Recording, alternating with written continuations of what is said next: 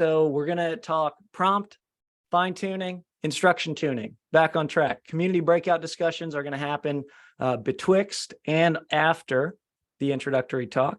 And we're going to do a live demo build, just like we did last time with Chris Alexic. He's going to show us how to fine-tune an LLM to produce SQL code using natural language. That's going to be pretty cool. So we'll see that at the end. All right, we're going to kick this off. I'd like to introduce you all to Shoggoth.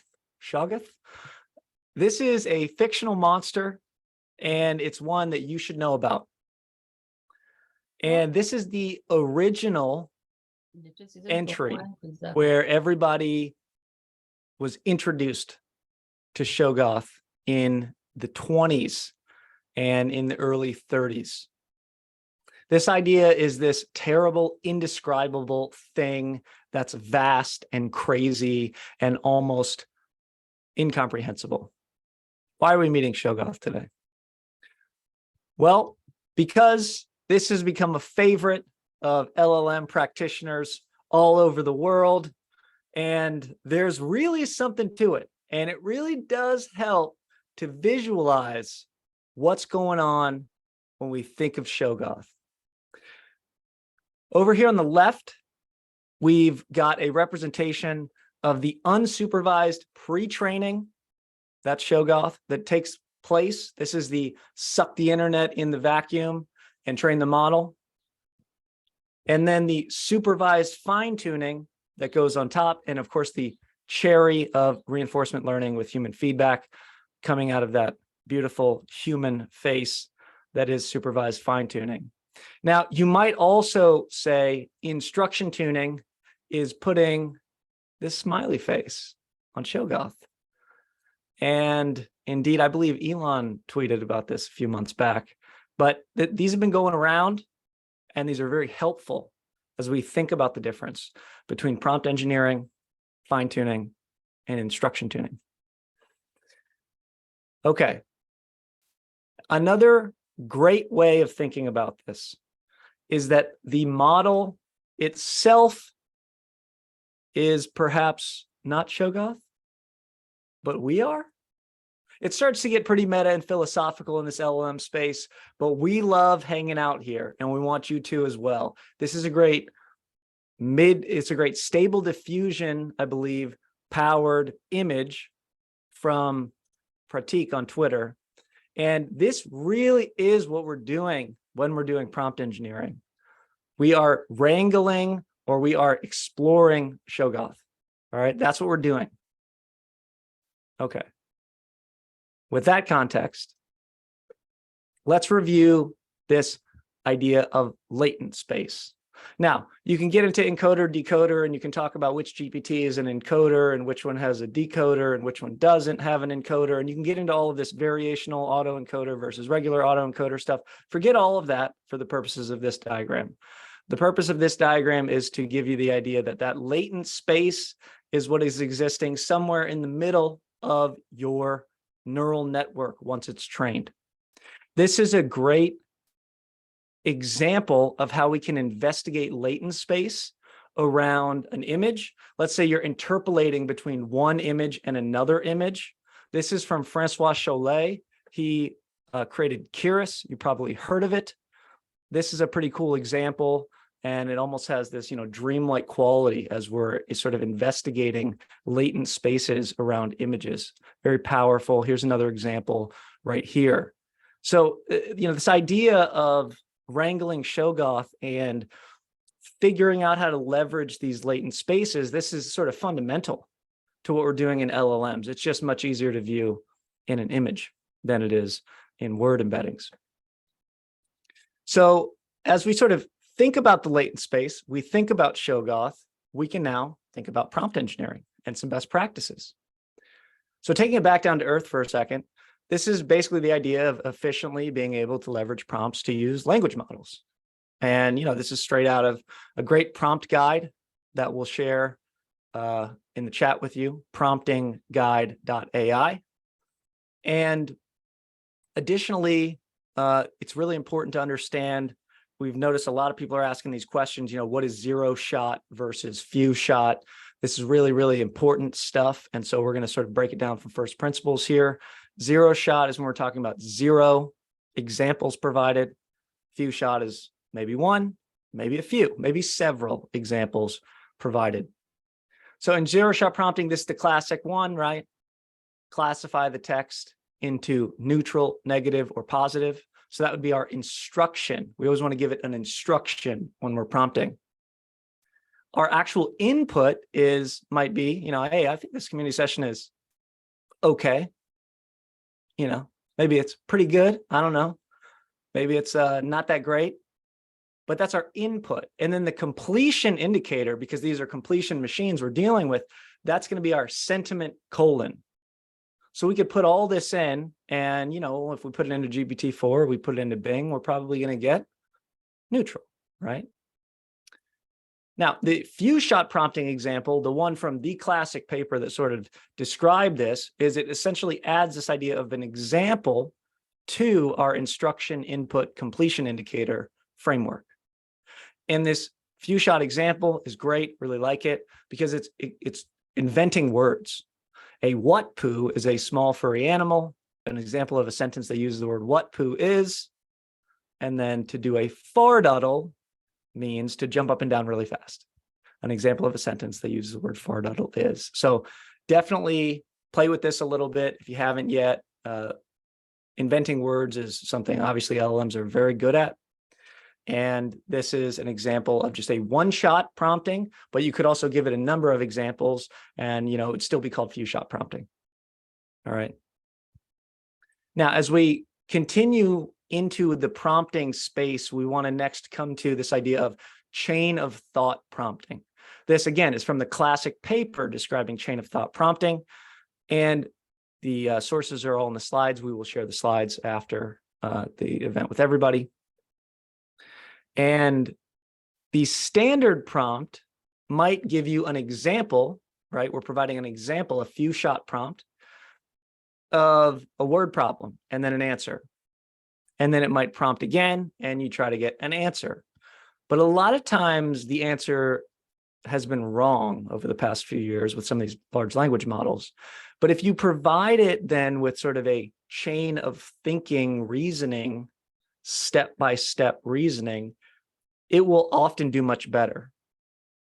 Now, what's even more powerful than this is if you can actually, ask the model to figure out the chain of thought reasoning. There are a few examples here as well. Definitely click on these after you get the slides. We'll send them out tomorrow. One example is by our very own Chris Alexiak. Another example is from the new ChatGPT Prompt Engineering for Developers by Deep Learning. But if we want to sort of start working with these models and improve iteratively, better than trying to figure out a priori ahead of time exactly what it is we need to do, we can actually, after we get a wrong answer, we can say something like, hey, LLM, why don't you break down those steps that you took to arrive at that 27 number? And you can actually see how it is that they went to arrive at that 27 number. You can actually ask the LLM to improve its answer based on breaking down those steps. This idea of asking for improvement based on self-analysis is called self-refinement. And this is the way that you can move from standard prompting to chain of thought prompting without sort of doing all the work ahead of time. And so this is very, very powerful stuff. We'll share another example with you, put together by Chris, kind of a becoming famous example where you can actually increase the speed of your Fibonacci sequence program by asking the model to self-refine.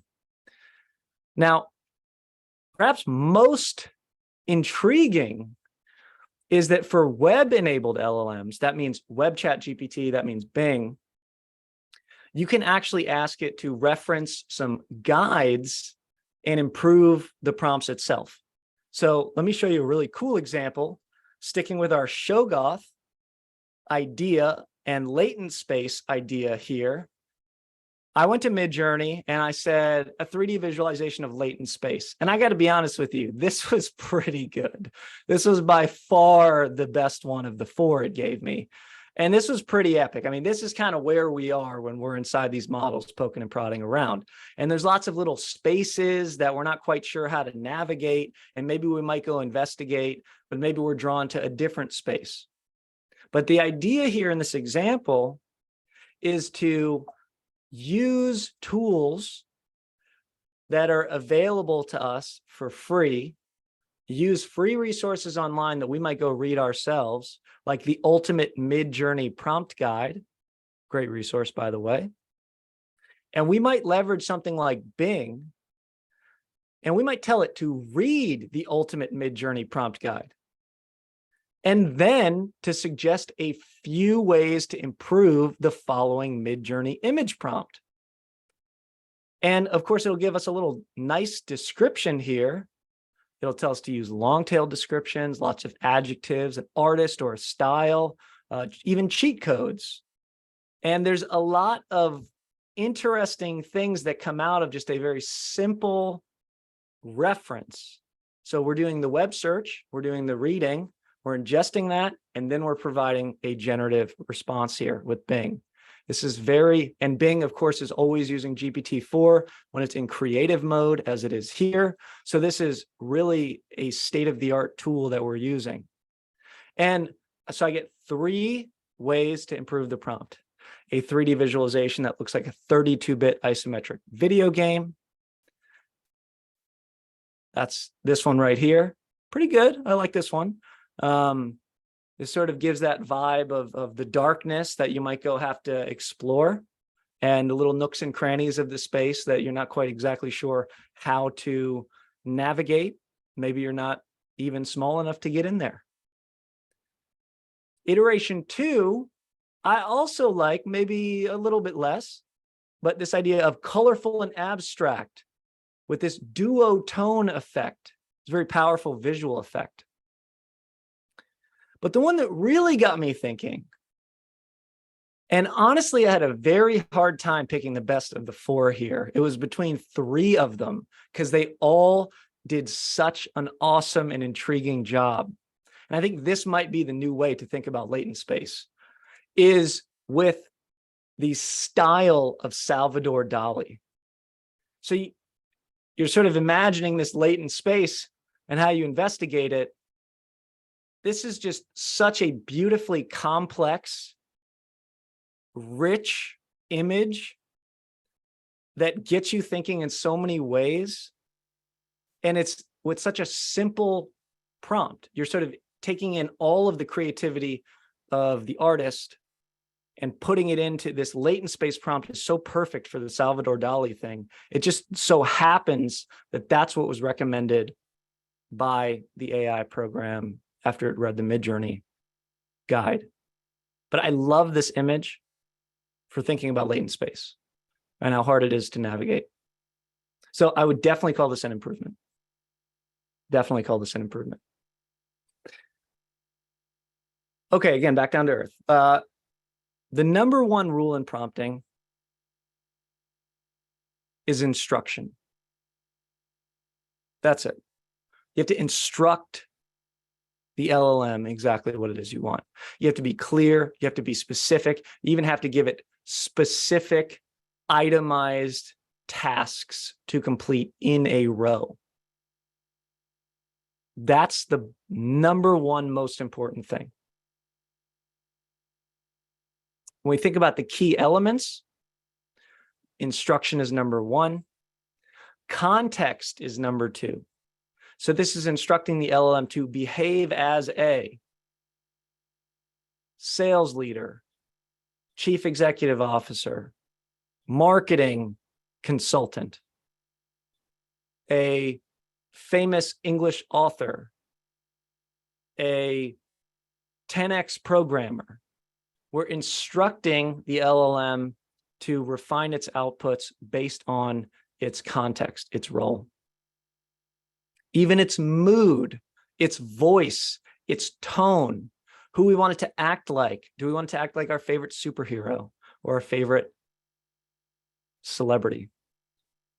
And then beyond instruction and context, self-refinement is so important to get comfortable. This is your having a conversation with the LLM. That's what this is.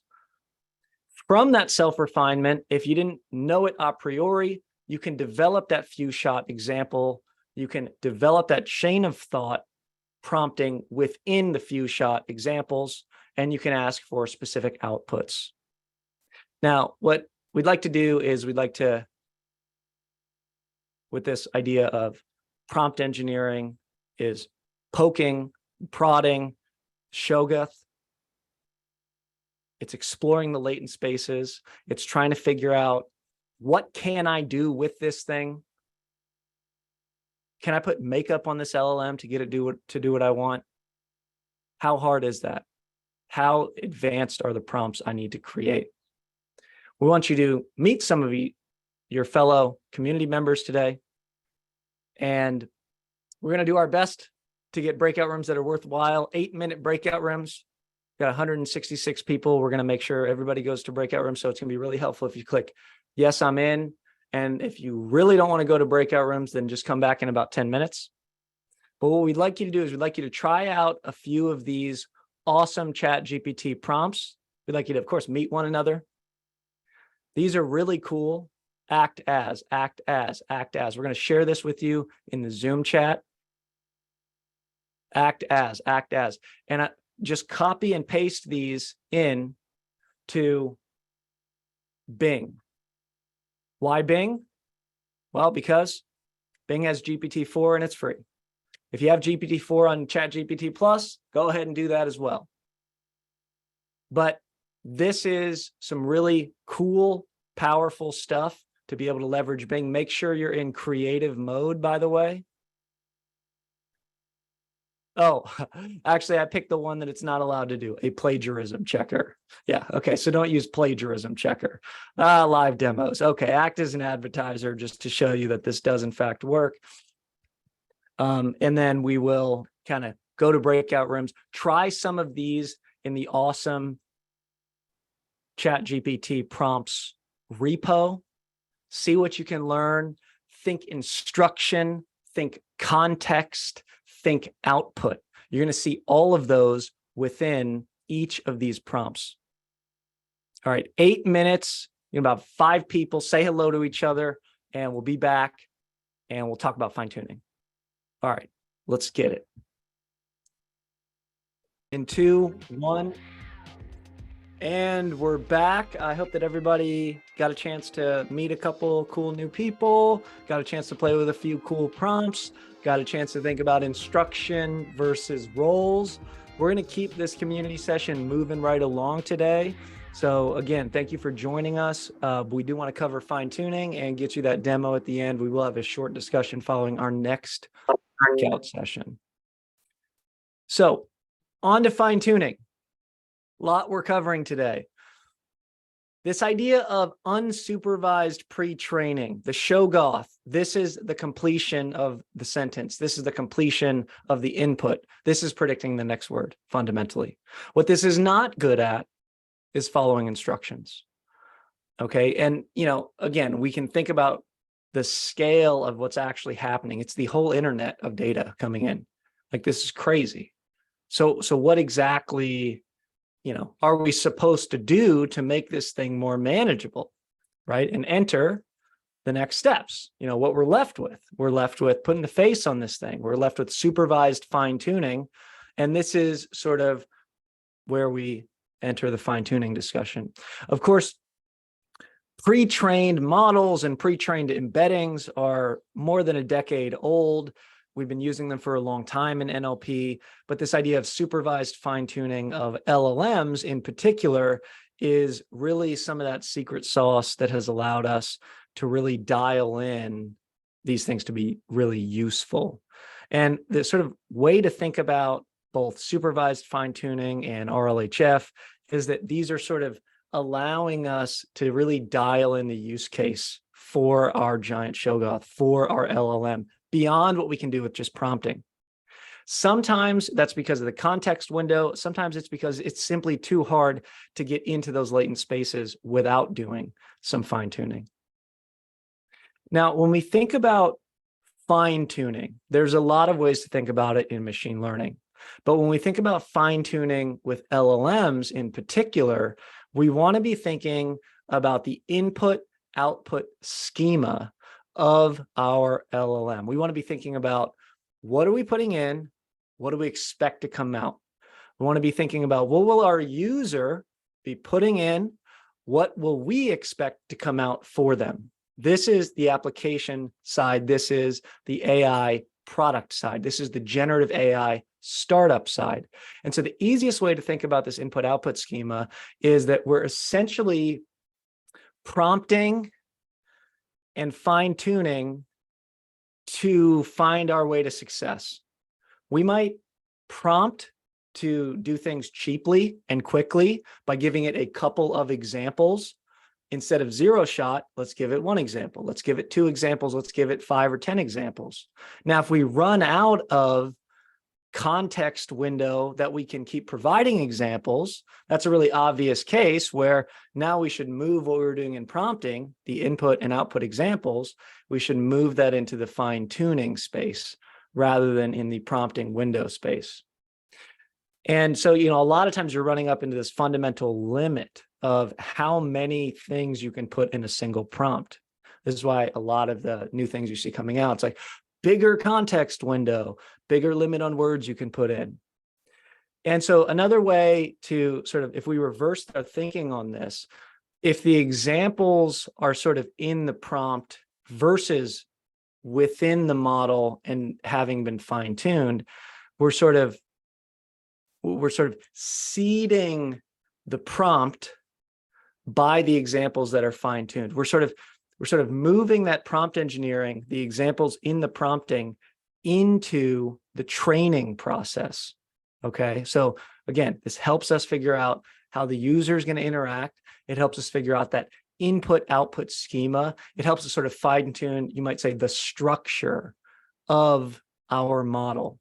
So again, we're not teaching the model to be a different Shoggoth. We're not teaching the model to know a bunch of new things. We're leveraging the giant Shoggoth and we're putting that beautiful face on it that will allow it to, interact with the human, with the user, the way that we want it to. So this is about curating data in examples, whether it's in the prompt or it's used in the fine-tuning and pre-training. Okay, so that's sort of the big idea behind fine-tuning. But in order to make this story a little bit more interesting and a little more complex, let's introduce this idea of instruction tuning.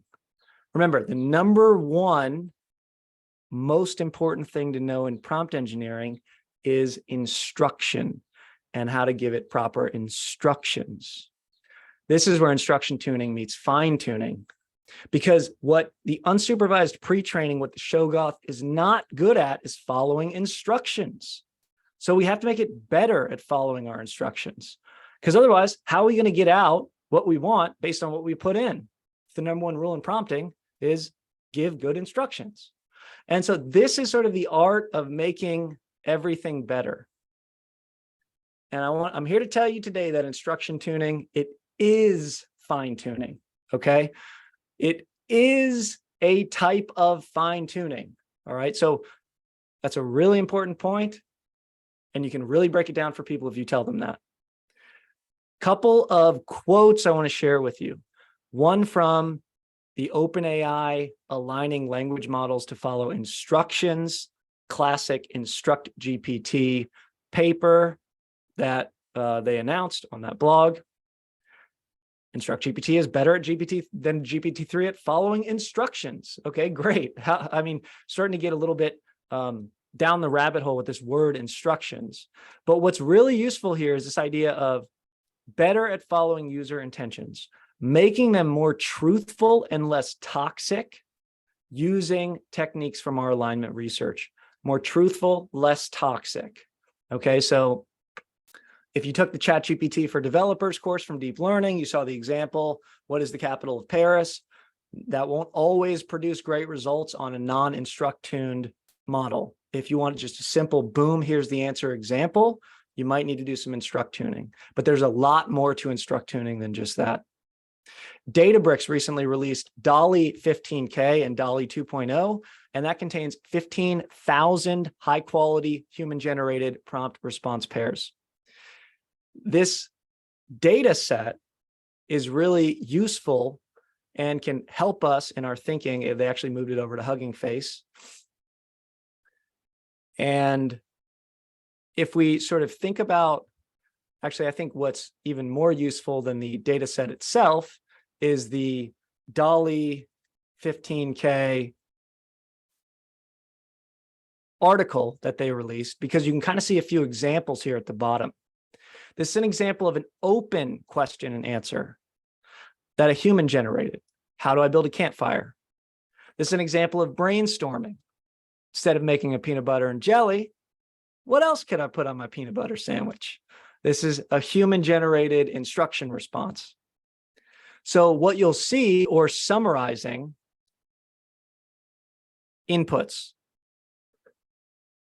what you'll see when you deal with instruction tuning is you'll see not only that there's a bunch of different categories, whether it's brainstorming or closed question answer or open question answer, lots of different things that instruct tuning is doing, but it's essentially focused on that alignment. So if you look at the names of these data sets, truth, toxicity, hallucinations, this is the point of instruct tuning. We're trying to make that Shoggoth less of a beast so that we can wrangle it, we can get it to do what we want, and we can do it in a, predictable way. And this is the real task that we're trying to solve with instruct tuning. We're trying to make sure that those prompts, when we give it instructions, it's going to follow them. You might think if we had an infinite prompt window and we had an infinitely long prompt, we could get it exactly right. Well, fine tuning is a way that we sort of bridge that gap. Instruct tuning is a way that we sort of bridge that gap. Okay. Rule of thumb. Always use instruct tune models when available versus base models. Okay, easy. That's how easy it is.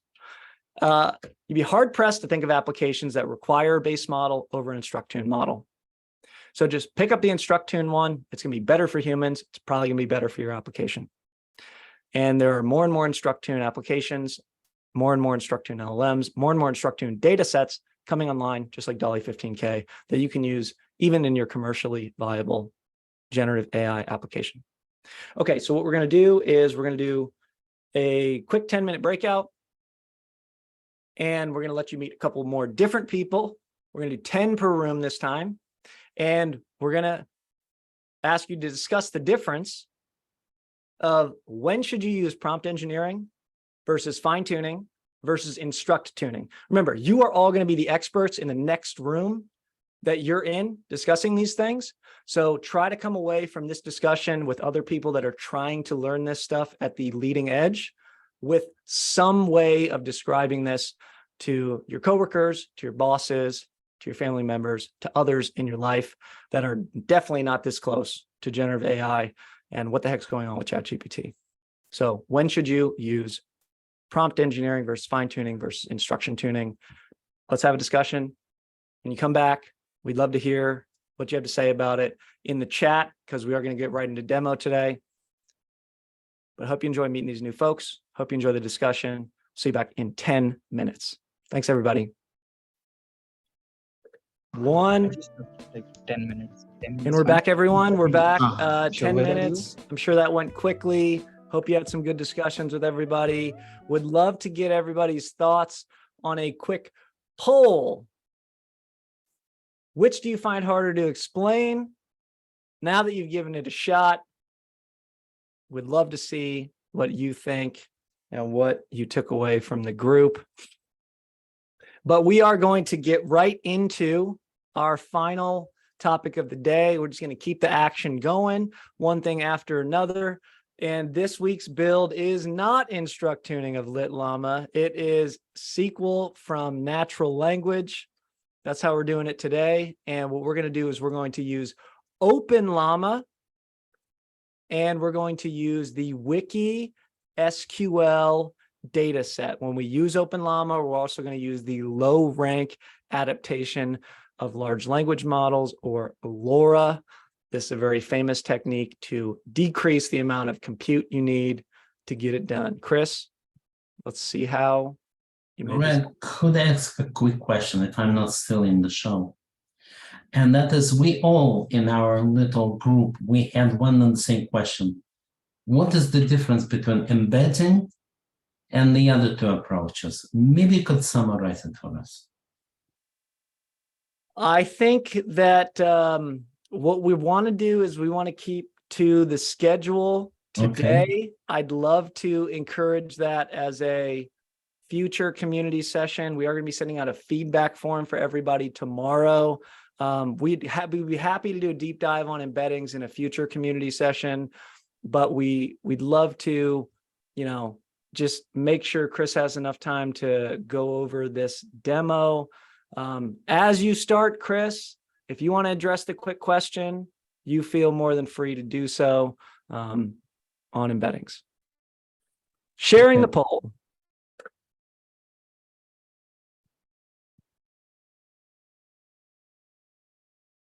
All right, take it from here. All righty, so we're going to look at the natural language to SQL fine-tuning process. So we're doing this using, again, like Greg said, we're going to use LoRa. Basically, this is training using the LitLlama framework, which is available on GitHub. All of this method is completely open source, which is fantastic. And we're going to start off just by kind of loading the appropriate libraries and making sure we have all the information we need. We're going to install our dependencies. We are going to download our weights. For this example, I am using the, do I need to zoom in here just a second? Here we go, boom, boom, boom. We do want to use these OpenLM research weights. So these are provided for free and open source by the OpenLM research team. We're using the 400 billion token preview. They have up to now the 700 billion token preview, but we just used 400 billion and it's fantastic.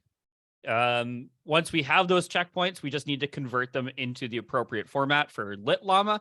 They provide a helper function to do so, so it's nice and easy for us. Then we have to get our data set, which is the Wiki SQL data set. We are going to need to convert it from this format into a format that the LitLlama framework expects. They give a very easy to use, I will share the link here, sorry, copy link. They give a very easy to use guide on how to convert your data set. So I've just followed that exactly. We provide the instruction of convert the following natural language question into SQL. We give it the question, and then we ask it for the output to be SQL. It's going to, we write that to a JSON file, and then we just need to modify one of these scripts to ingest that JSON file. I've modified the prepare alpaca script. So if we look in our LitLlama drive here, and we go to our scripts, and we go to prepare alpaca, you will see that I've converted this to reference our data set here so that it converts that into the appropriate format. And it tokenizes everything and splits into a train val set for us. So nice. Thank you. And then we just need to pass that into this fine tune, point the fine tune at our data, which is this English SQL. And then boom, we let it rip. So I've trained this thing for only about 3,400 iterations, and we already have, this is training loss calculated on that validation set. And I mean, it's pretty good, honestly. We have the ability to leverage the model. So I've asked it here an out of data set, question, which is convert this sentence, right? How much wood could a woodchuck chuck if a woodchuck could chuck wood into an SQL query?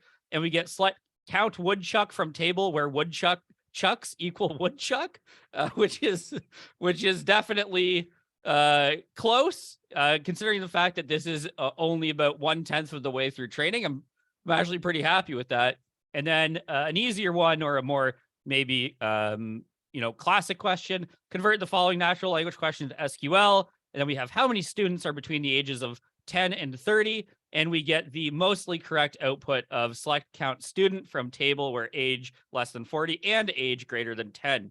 So this is the idea, right? What we really need to focus on is getting our data set into the appropriate format. And then we just let the model train.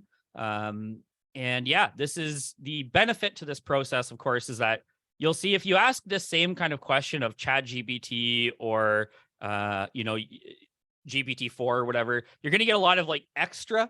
And that's the benefit of this fine tuning process, right? We just get what we want every time. It doesn't start ad-libbing or talking about how it can't do it. When I did ask the same thing of ChatGPT, I'll just see if I still have that response up.